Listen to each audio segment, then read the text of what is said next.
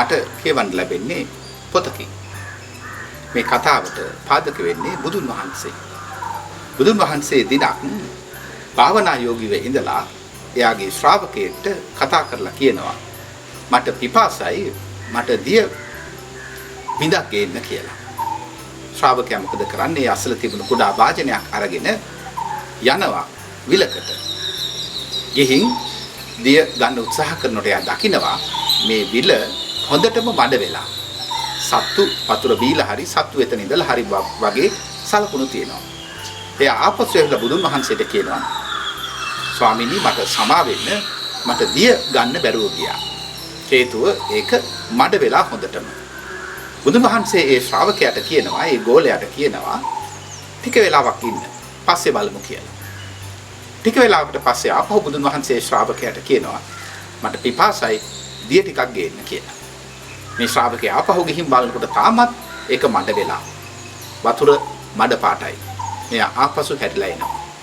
ඇවිල්ලා කියනවා ස්වාමිනී මට සමා වෙන්න. වතුර ගේන්න බැරුව ගියා. ඒක මඩ සහිතයි කියලා. සෑහෙන වෙලාවකට පස්සේ ආපහු උන්වහන්සේ කියනවා ශ්‍රාවකයාට දැන් ගිහිල්ලා දිය අරගෙන ඉන්න. දැන් මඩ හොඳටම හිඳිලා ඇති දිය පැහැදිලි වෙති කියලා. ශ්‍රාවකයා හිතින් බැන බැන ආපසු යනවා. ගිහිල්ලා දිය ගන්න බලනකොට අනේ හොඳටම විල පෑදිලා ලස්සන්ට වතුර තියෙනවා ජලය තියෙනවා.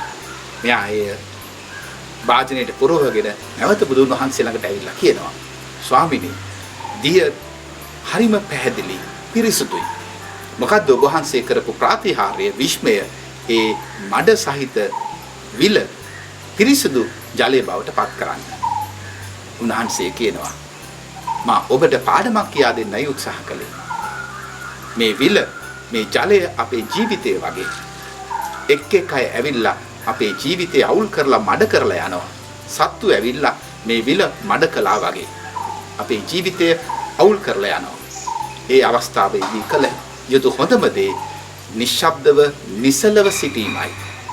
එවිට මඩ සියල්ල යටට යනවා දිය පැහැදිලි වෙනවා.